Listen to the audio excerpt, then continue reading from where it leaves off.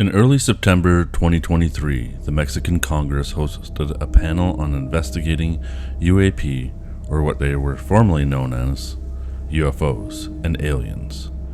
During the session, they reviewed different updated evidence of aliens and UAPs. After Dr. Avi Loeb's evidence was presented and some other evidence was presented, a couple of wooden boxes were wheeled out and opened. And when they were opened, the world was shocked. Inside, there were mummified remains of what looked like ancient alien bodies.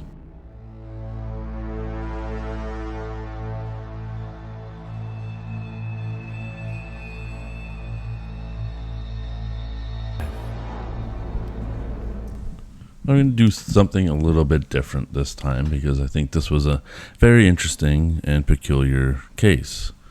I was planning on doing a video on this as my usual schedule on Thursday, but scheduling conflicts came up, so I pushed it off to Friday. I also wanted to see some of the different takes and information coming out about it, but it was something that piqued my curiosity, and I sort of watched from the sidelines, not really investing in it too much. Now, I'm going to go through a little bit of this post on X, I guess, formerly Twitter, by Clint Elrich. He's an attorney, computer scientist, and foreign policy analyst, featured in Washington Post and Foreign Policy and Dateline NBC, etc. And I picked this one because it seems to be the most comprehensive rundown of the events that I have seen so far. And in this case, this is for the mainly pro side of what was claimed to be found. And so in this place, Clint says that, after everything was announced, a lot of people came out and said how fake they looked, these aliens, these guys right here. And, they did, but who's to say that any real alien is going to look real or fake? But anyways, let's get into it. He says that most people think that alien bodies shown to Mexicans Congress were fake. But he had reports from an international team of scientists. And he says we need to read their findings. They say all the aliens are real. The alien specimens we're discussing were found in a mine in Peru. Radiocarbon dating indicates that they are at least 1,000 years old. But evidence presented to Congress of Peru goes much further than that. The sophisticated DNA testing was performed on all alien specimens by an international consortium. The results were presented by geneticist Salvador Angel Romero, who was trained at UNAM, Mexican's equivalent of MIT. Dr. Romero and his colleagues compared DNA samples from the aliens to an NCIB database of known DNA sequences on Earth. 70% of the DNA sequences identified were completely unknown. They had never before been seen in any living organism on Earth, which would be pretty huge if true. 70% of the DNA sequences were identified were completely unknown. So to put that in context, that we share DNA with almost every species on the planet, and definitely 70% DNA that were completely unknown would be a pretty massive tick in the not of this Earth camp. So, a forensics pathologist, Jose de Jesus Azalce Benitez, investigated whether the specimens could be a hoax. He found no evidence that the specimens had been artificially reconstructed. The body developed naturally as a single organism with functional anatomy. Dr. Benitez drew attention to the natural displacements of vertebrae in a pregnant specimen with eggs. You can see the eggs down here. He said, this is a normal physiological response to gestation. It would be difficult to produce in such a harmonious way. He also flagged deteriorations visible in the intersection of alien's femur and ilium. He said an artist making a fake would not replicate this natural wear and tear from bipedal locomotion. It's a consequence of the alien's existence, if it was alive. The sophisticated anatomy of the alien's three-fingered hand also convinced Dr. Benitez that this was not a hoax. They have joint capsules, tendons, and ligaments. It would be almost impossible to artificially replicate this, he says. So I'm going to take a look at this picture here. These findings were corroborated by the team from St. Petersburg Medical University, the number 3 medical school in Russia. They were represented in Peru by Professor Dmitry Galitsky. Professor Galitsky identified numerous physiological differences that confirm these specimens were not human. Their anatomy is completely different from anything found on Earth. They have fused clavicle and undivided vertebrae completely unlike humans. Second, Professor Galitsky noted that the structure of the arms and legs is distinct. Our arms are separated by the radius and the ulna, and our legs by the tibia and fibula. In the aliens, these were each a single solid bone. Third, Professor Galitsky observed a unique characteristic in the area where the vertebral column meets the skull. In humans and all other mammals, this atlas is round. In the aliens, it's completely square. Professor Galitsky noted that the aliens appear to lack nasal cavities. This suggests that their anatomy does not require them to warm the air that is entering the body. Shockingly, the spinal cord of the aliens does not pass through the vertebrae. They hypothesized that it may pass through a tract behind the vertebrae. This is completely unlike the human spine. The alien foot was also completely unlike that of humans. Instead of being formed by many small bones, it is single bone with the cavity in the center. Dr. Galitsky and his colleagues imagined the eggs embedded in one alien specimen. They were able to identify alien embryos forming inside the eggs, equivalent in maturity to an 8-week-old human. The development of the heart and brains was visible in the alien embryos, which is pretty miraculous if true. It'd be hard to debunk that, but we will get there as we go. The findings of the Russian team were independently corroborated by Mexican biologist Jose de la Cruz Rios de Lopez. He determined that the specimens were humanoid reptiles that have no hair, no nipples, and their skin was covered in scales. That's the right people, lizard people. Dr. Lopez reported that the shriveled up brain and other organs are still visible inside the alien specimens.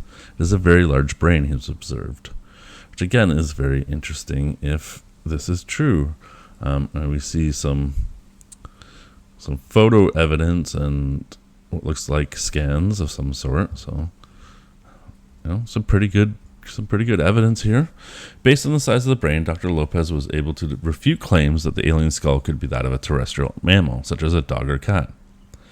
There is, as he says, no possibility the skull could be quadruple mammalian animal. So here's the different skulls of mammalian animals and the aliens themselves. The specimen has no chewing system. Imaging, I think that's what it's supposed to be, performed by Dr. Lopez indicated that the alien appeared to live on an exclusively liquid diet. It would suck fluids and absorb them without the need for teeth. Dr. Lopez identified furcula in the alien specimens, the fusion of the clavicles. This is a characteristic that has previously only been observed in extinct dinosaurs. No living species on Earth is known to have this anatomical structure, which is, again, very interesting. Could these be just maybe not aliens, but the ancient lizard people race that people have talked about for so long? Maybe. Dr. Lopez categorically rejected the claim that these could be mammal bones mounted together. He pointed out the presence of hollow, bird-like cavities inside the bone structure. Obviously, this is a type of feature in these bones is impossible to find in any mammal. Again, leading to, we know that dinosaur bones were hollow. Birds' bones are hollow. Birds were dinosaurs. Maybe these beings were lizard people. Dr. Lopez also rejected claims that the bones had been artificially modified. He claims that this explanation was ruled out by imaging. It is clear that absolutely no addition has been done to these bodies, and the scientific evidence is shown in these scans. So, are these alien specimens? Well, Clint doesn't think we could conclude that yet. It's an extraordinary claim that requires truly extraordinary evidence. As we so often hear, what we urgently need is further scientific investigation. Here's a diagram of what the aliens would look like. So he updated this thread with a couple interviews from the Russian team that analyzed the specimens, and I think there's some interesting things that I kind of want to share with you. Question: some have claimed that the mummies are fakes, and this is where we're starting to address the accusations of a hoax. That are fakes assembled from parts of different creatures. What is your opinion on this matter? Dr.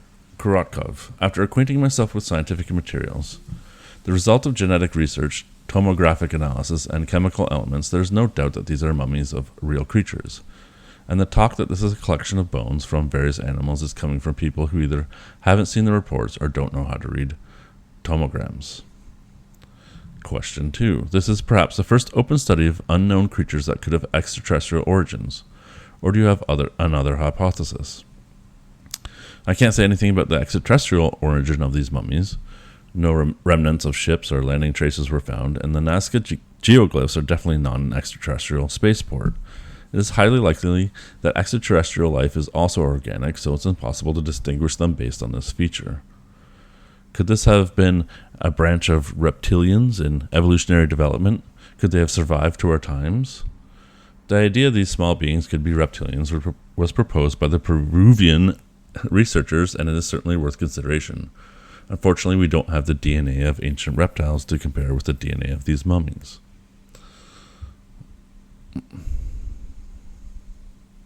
So he asks them here if they had, they could only study it remotely, or they have opportunity to study the burial site and see them. We were lucky enough to visit the places where they were found. We went to Peru to speak in Parliament, and before that we received an offer to visit the cave, which naturally we could not refuse. We climbed the mountain and went into the cave. In addition, the Peruvian who found them, his name is Mario, invited us into his house and showed us 2 more similar mummies. You have studied the external and internal structures of the mummies in some detail. Do you think they could be fakes? Skeptics claim that the mummies of small creatures are made up of bones of various animals, such as chickens, monkeys, and llamas. Dr. Gletsky: we believe that these cannot be fakes. The mummies we have studied have anatomical features that cannot be found in nature. Moreover, when a fake is created, it is always simpler in structure, but in this case we see more complex designs. There are ring-shaped ribs. Such material cannot be found for counterfeiting. In all animals, the ribs either converge on the sternum or are interrupted like in a snake.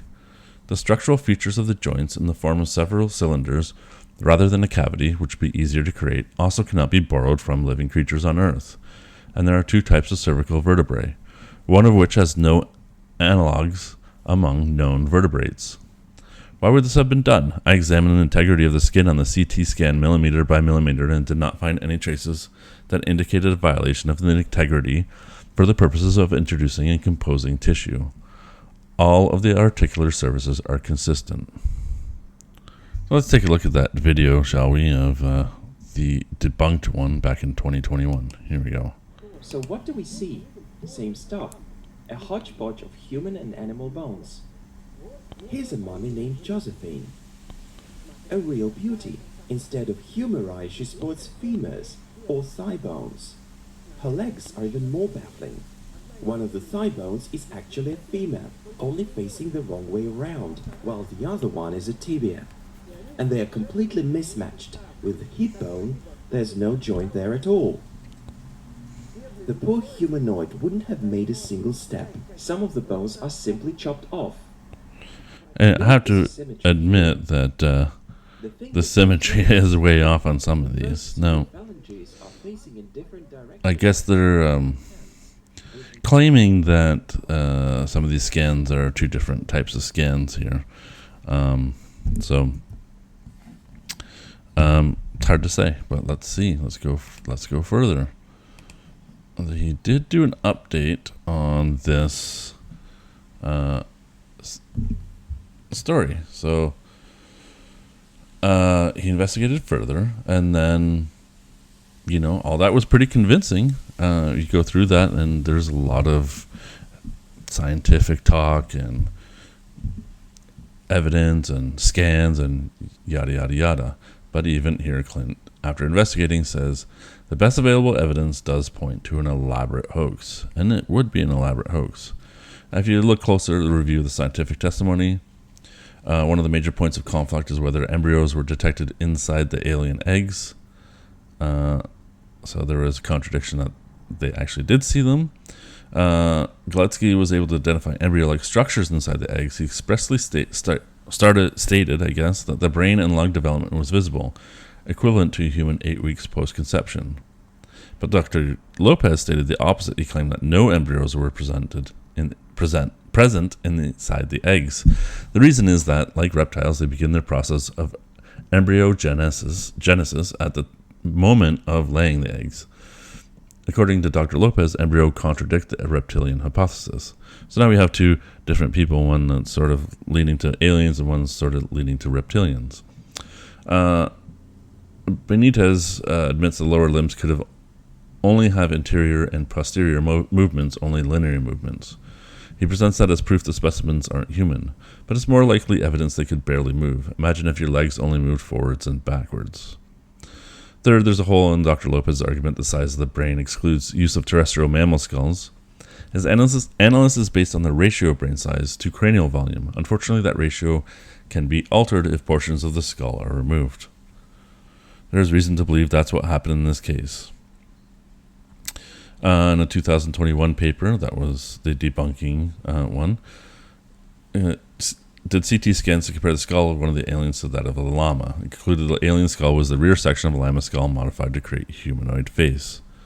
So it appears the natural process of decomposition for llama skulls results in the outlines of a humanoid face appearing on the rear. In the case of the alien, the natural process was accentuated, likely by using chemicals to further shape the skull. That's very interesting.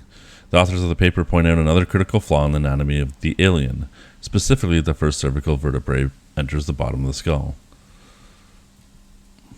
So, the allegation that a modified animal skull was used to fabricate the alien is corroborated by witness testimony. Does the fact that this appears to be a hoax mean that scientific investigation should stop? No. So, unfortunately, as this was all very exciting, it does turn out to look like a big elaborate hoax. Disappointing to anybody who actually would love to see this subject being taken seriously.